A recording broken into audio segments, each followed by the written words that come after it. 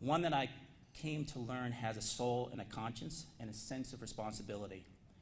One that actually had the nerve to ask out loud, what is the role and responsibility of a public company?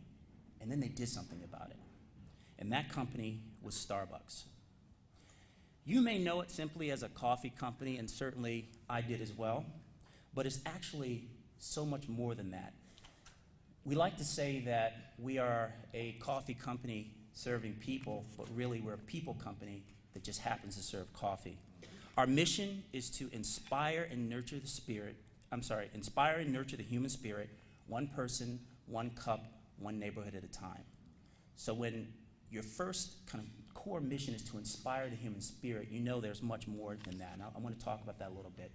But from the very beginning, it was founded back in 1973. Its desire was to be a different kind of company. And now this company, we're always in the news, sometimes because of our coffee, but often because of what we're doing in the community. And it all starts with our CEO. Just like for a great university, it all starts with the president, or with a church, it starts with the pastor. In this case, it starts with our CEO. His name is Howard Schultz. He founded the company, and so it's a founder's mentality. And you know, just let me tell you a quick story. I met him. I met him in my final stages of interviews, and I'd gone through the panel. And the last stage was to meet with the CEO. Met in his office. We chatted for probably 10 minutes, and he was just trying to get to know me. And he said, you know, okay, I think I know enough about you. Come with me. And he took me into the boardroom, and he put up a video of some of the current activities that the company was doing in the community. And I could tell as the video was going on, while I was engaged in it, he wasn't watching the screen, he was watching me. He was watching how I reacted, he was watching, and then when it was over, he just looked at me and he said, what do you think? And it was actually a very moving video of one of the things we were doing, and I just said, this is a special company. You know, I really want to be part of this company, and I can tell how special it is. And he said, look, if this doesn't move you, if this isn't what you want, then you got the wrong company. And right then and there, I knew my only challenge was to convince my wife to move across the country to Seattle, which she did. I love her for that. So I've spent the last 4 years on the executive team at Starbucks and have experienced firsthand how, of course, we're about making profit, but how we spend much of our time talking about our people. We have over 300,000 partners around the world that wear the green apron. We talk about our stores. We have over 25,000 stores around the world in over 70 countries. But we also talk about how we can balance performance with making a difference. In the last couple years, we've challenged this, we've asked this question, and we decided we can't be bystanders. We have the support of our board of directors on this as well. And we ask ourselves, how can we be a catalyst and use our scale for good and offer opportunity to our partners? We call this performance-driven through the lens of humanity. So what I want to do now is just play a short video of our CEO as he is talking to our shareholders in the annual shareholders meeting about 1.5 years ago around what he believes our responsibility is. Can we go to the first video? And I have to put this in the context of what I believe is a void of leadership in America. I think whether you are Republican or Democrat or independent or libertarian, it doesn't matter. I think we all have a sense that there's something quite not right. That we're drifting towards mediocrity and we have a void of leadership. And the world needs and is longing for leadership. Leadership with authenticity, with truth, and transparency. And as a result of that, I want to share with you what we have learned. And in saying that, I also want you to know we're not a perfect company.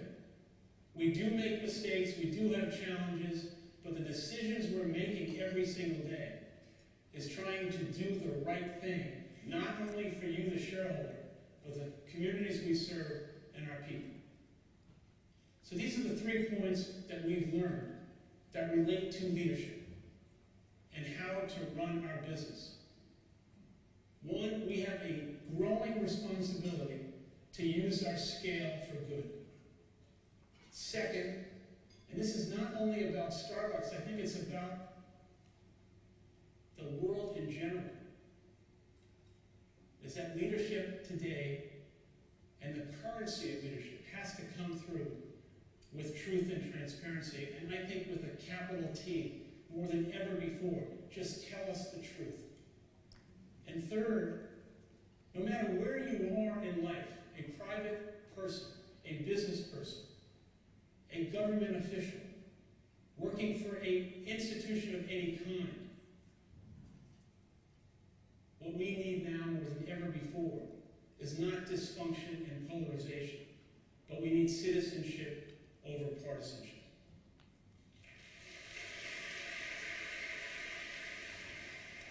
So I thought it was important for you to hear from him directly, and he was heavily influenced by Robert F. Kennedy. And there was one quote in particular that he shared with us I want to read with you now that introduces his idea of ripple of hope. Each time a man stands up for an ideal, or acts to improve the lot of others, or strikes out against injustice, he sends forth a tiny ripple of hope, crossing each other from a million different centers of energy, and daring those ripples to build a current which can sweep down the mightiest of walls, oppression and resistance. And there are many examples, actually, of where Starbucks is currently trying to create our own ripple of hope within the community and also with our own partners. We call them, our employees we call partners, and we do that on purpose. And this is just a montage of some of the things that we're doing, and I'm going to go deep on two of these, but one I want to highlight is the College Achievement Program. Anyone that works for Starbucks, full-time or part-time, can get a college education for free in partnership with Arizona State University. We developed this program with them, and we're funding it. It's an online program, but you get a degree of over 60 different degrees. And ultimately, we have about, I think, 7,000 people in the program, and our goal is to get over 20,000 in the next few years. And so this came out of a conversation we had as a leadership team around college debt in America and what we could do about it for our own partners. Want to also, yeah, it's amazing. Veterans. We've committed, our CEO really became interested in what happens in our veterans when they come home and how they get put back into the economy. And so we've committed to hiring over 10,000 veterans, and we have a number of veteran community stores that are, majority of the employees are from the military.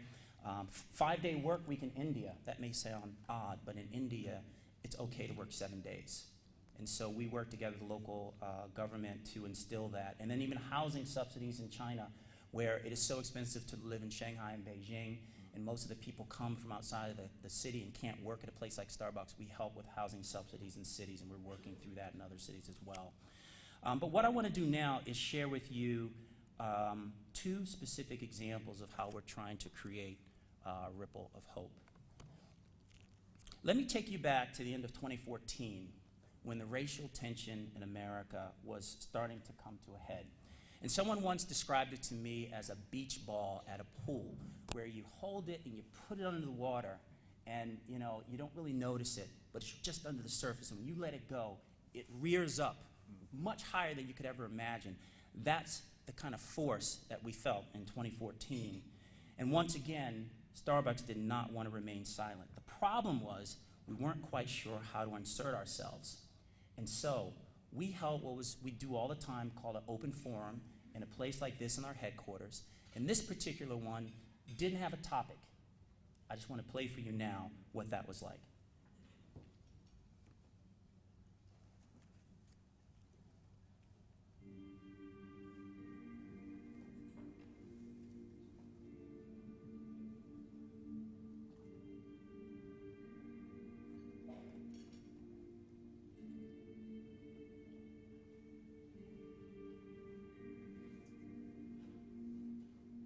The last few weeks, I felt a burden of personal responsibility, not about the company, but about what's going on in America. I mentioned to a few people this morning that I just felt like we should come together and provide some opportunity to discuss this as a group of people.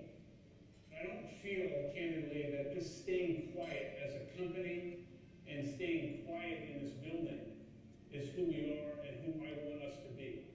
As I said, I don't know where this will go, but I don't have much more to say. I want to open it up to anyone who would like to share, anyone who wants to make a comment, or anyone who has an idea about what Starbucks Coffee Company should or could do.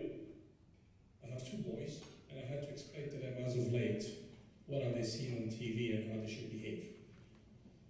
The current state of racism or in our country, it's almost like humidity at times.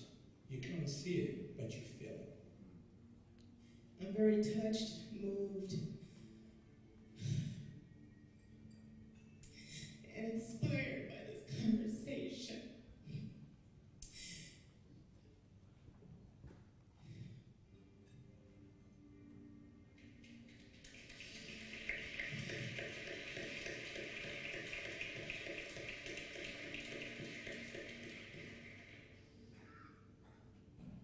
This is why I joined this company 10 months ago. Because we have the courage to talk about the things that matter for humanity.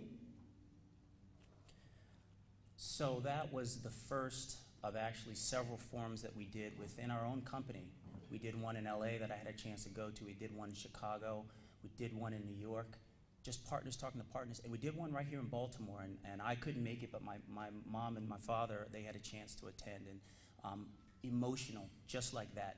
We didn't know what to do, but it gave us ideas. And as a leadership team, we decided we had to do something. And so in 2015, we touched the third rail of business that no one wants to touch, which is race. Stay away from race, stay away from religion, stay away from politics. We touched race. And we used our best asset, which is our cups. How many of you remember this? We just sent out a message, push message to all of our store managers around the United States, and we said, just write, in addition to the name, write race together on the cups, with the goal of starting a conversation and getting people to, not just ignore what was happening. And we got a lot of feedback that we shouldn't do this, why are we doing this? And ultimately, we stopped doing this for a number of reasons. It actually started being more about the cups than it was about the conversation. And we have Starbucks. Not every Starbucks is in Baltimore and New York. We got Starbucks in Alabama. We got Starbucks in Oklahoma. And we have a lot of angry people out here. And so we were putting our own partners at risk. And so we stopped, and we decided that we needed to rethink what we wanted to do. But we were not deterred. And so we decided to focus on one word. And it threads through a number of different initiatives. I'm going to talk about one here, opportunity. And it was about creating opportunity for youth and people within our communities. And so this led to the evolution of what we call now our opportunity stores. We announced this initiative last summer, and the goal was to deepen our investment in some of America's most diverse and low, medium, and income communities.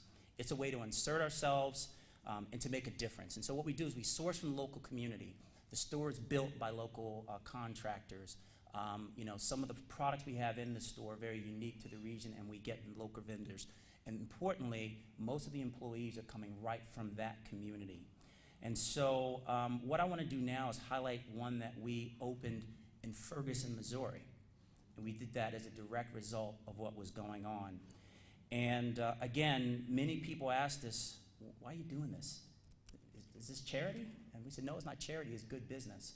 And so what I want to do now is just show you a video about Ferguson. Ferguson was an awakening. We watched in horror as the Quick Trip burned down. It was as if we were watching a documentary looking at the civil rights movement, but it was actually taking place right here in our city. People said our voices are not being listened to, we are not being heard, we are not at the table of decision making. As a native St. Louis, and I can tell you that is absolutely the truth. And whether we want to admit it or not, it has been for a very long time. I wanted to take a driving tour through Ferguson. I want to see it for myself. And I think what I saw was heartbreaking. And that is visual manifestation of a fracturing of our neighborhood and so many people just left with a lack of hope and opportunity, burned out buildings. You can just emotionally feel the distraught, the disappointment. And leaving Ferguson, I realized we had to do something.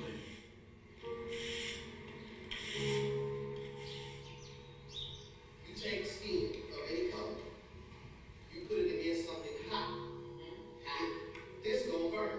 You don't care if you're black, white, people, or whatever the sociological constructs that come about. You put skin to hot metal, it will burn. Ferguson is a community of various races, ages, different classes of people. It's a family-oriented community. It's not that war zone that it was kind of depicted in the media at one point. As you can see, the boards are off the window. And as the boards were coming down off the windows, I'm like, you know what? We're still standing. Hope is yet in the air. We're a resilient community. Standing up against that wall, we came out stronger than ever. So I think it's going to be a great representation of how you can take a hit, but you can keep on going. Our strategy and aspiration is to open up as many stores as we can around the country that would serve as stores for the community, significantly trying to create job opportunities, opportunities for vendors, like for Natalie, who now is employing over a dozen people and supplying us with food for our stores. And for these kids, all they need really is an opportunity for someone to open a door for them. And Ferguson, unfortunately, is not an isolated place in America. There's cities and towns across the country like Ferguson, and we want to do everything we can to make a difference through the lens of Starbucks. Is this going to solve all of the racial tension? No. But it's going to give certain individuals a spark of hope that hopefully will ignite that fire in them. And who knows, there might be somebody that comes to our doors that is a partner or is a customer, and it at least a conversation and ignites something that fixes a problem. We can't wait for other people. We have to do our part. Now, this is not charity. This is good business.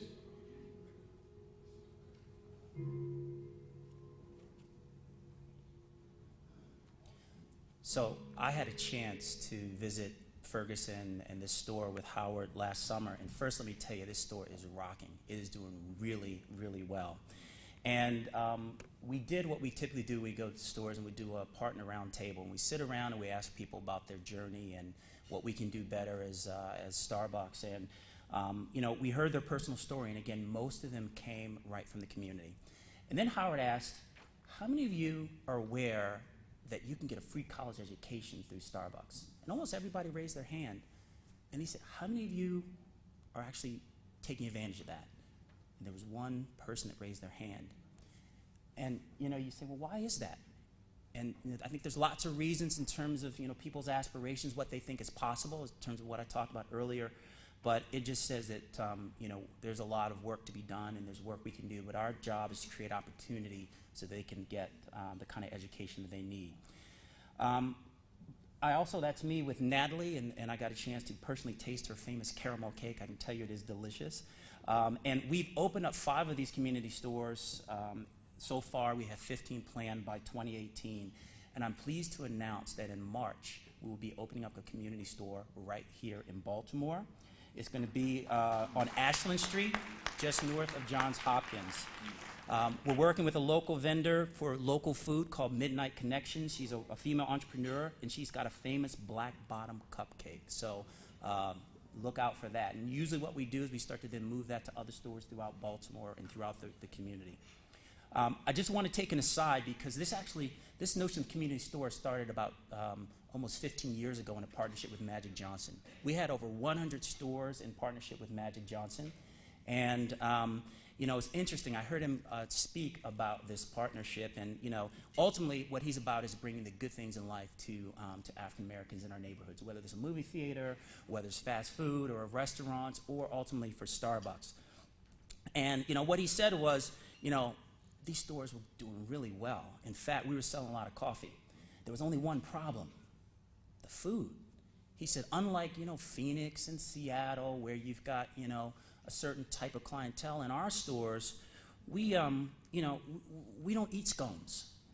He says, we eat cornbread, muffins, and I never heard of this, sakatumi cake. Who knows what that is, sakatumi cake? I'd never heard of that. Well, we put some sakatumi cake in there, and it took off.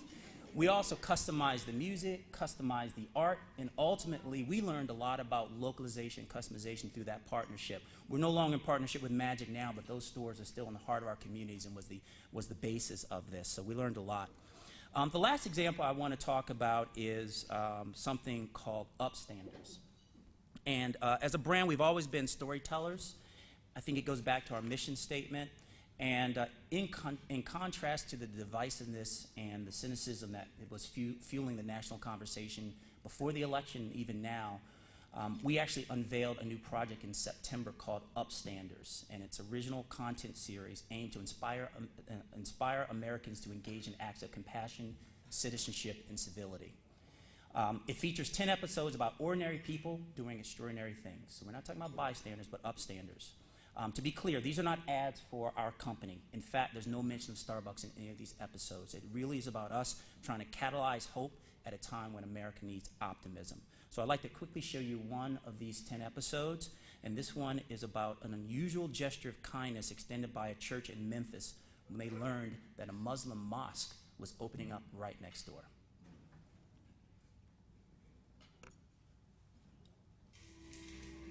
On a trip in the morning, then I saw an article about a group of Muslims who had bought 30 acres and were planning to build a complex.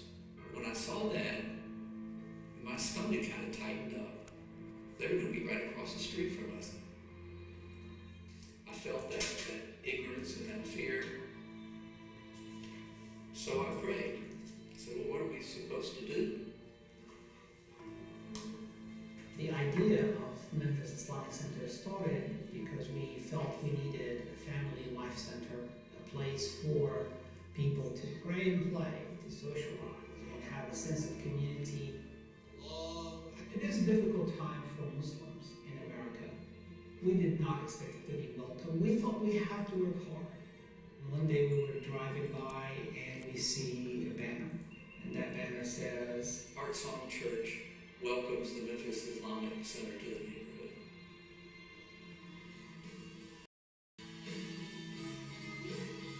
Me and my wife both were thinking about leaving church because I just did not accept what was going on. I went to Pastor Steve and asked him, I said, what are we doing? He told me to read the Gospels. And I read through those Gospels and I figured out I was the problem. What was going on with the world today? I was the problem. Then we started building. The month of fasting, the month of Ramadan, was supposed to be our grand opening day where we start praying here, and it was clear that we were not going to have our hall ready. We got a call, and Bashar said, we just wondered if we could use your building for our prayers. In case we don't get our permit in time. Instead of using the room for a few nights, we ended up spending the entire month of Ramadan at Heartsong Church. Ramadan brought us much closer.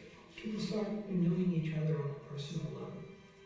We had done coat drives and food drives, and close to 9/11, we do a blood drive together. I would have never thought that I would be friends with Muslims right here. And I love it. It's how my world got bigger. We are a better congregation now. We are better people because of this friendship with Heartsong. It's an amazing friendship that I can't imagine having missed out. How's everybody doing today?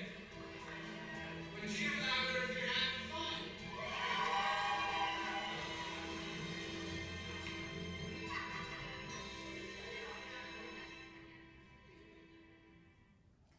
So we're proud of the conversation we've created, and actually one of the 10 episodes is right here in Baltimore.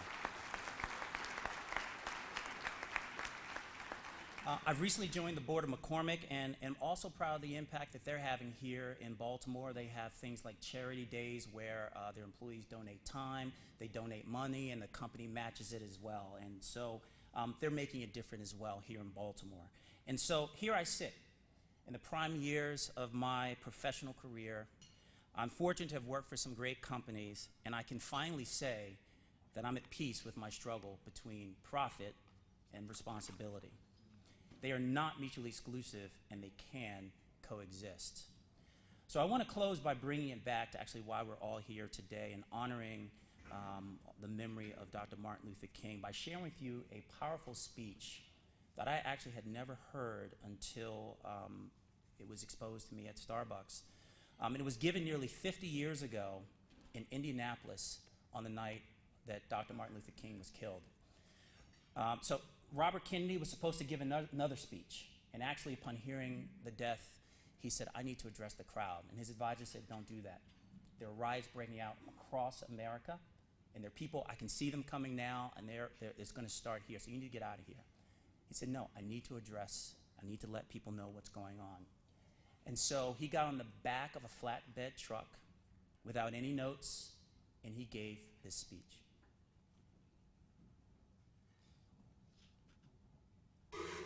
Martin Luther King dedicated his life to love and to justice between fellow human beings. He died in the cause of that effort. In this difficult day, in this difficult time for the United States, it's perhaps well to ask what kind of a nation we are and what direction we want to move in.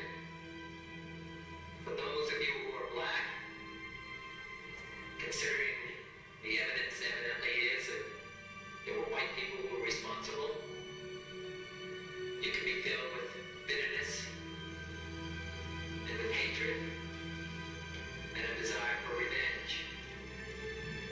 We can move in that direction as a country, in greater polarization, black people amongst blacks, and white amongst whites, filled with hatred toward one another. Or we can make an effort, as Martin Luther King did, to understand and to comprehend and replace that violence, that stain of bloodshed that is spread across our land, with an effort to understand compassion and love for those of you who are black and are tempted to be filled with hatred and mistrust of the injustice of such an act against all white people. I would only say that I can also feel in my own heart the same kind of feeling. I had a member of my family killed, but he was killed by a white man. But we have to make an effort in the United States. We have to make an effort to understand, to get beyond or go beyond these rather difficult times. A favorite poem, my favorite poet was Aeschylus. He once wrote,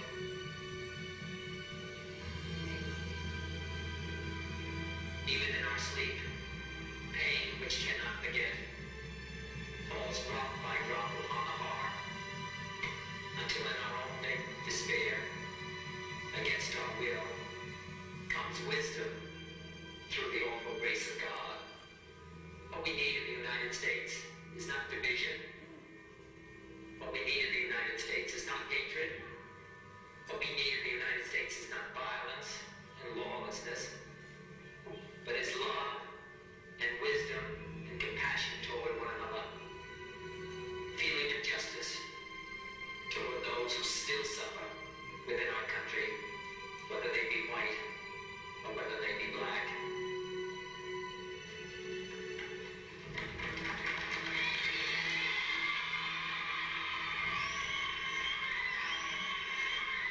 We can do well in this country. We will have difficult times. We've had difficult times in the past, but We will have difficult times in the future. It is not the end of violence. It is not the end of lawlessness. It is not the end of disorder.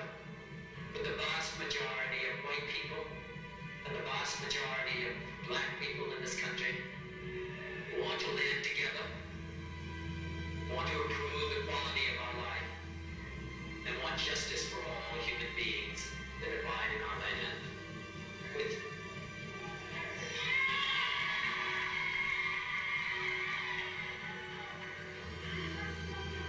dedicate ourselves to what the Greeks wrote so many years ago, to tame the savageness of man and make gentle the life of this world. Let us dedicate ourselves to that and say a prayer for our country and for our people. Thank you very much. That night, riots broke out across America, but there was peace in Indianapolis. That speech, to me, is as relevant today as it was 50 years ago. And as I listened to that a couple of years ago, I felt that that speech could have been given in Ferguson, in Oakland, and right here in my hometown of Baltimore. And he's speaking about three simple things: empathy, compassion, and love. Empathy, compassion, and love. That's something that Dr. Martin Luther King lived and something we need today more than ever. And I encourage each of us to show each other empathy, compassion, and love, and create ripples of hope every day. And when we as individuals combine our efforts with companies that have the ability and the desire to stand up and recognize that they have the responsibility to use their scale for good, amazing things can happen. Because together, enough ripples combined together, moving the same direction with energy and force, can turn a tidal wave of change for our world. Thank you.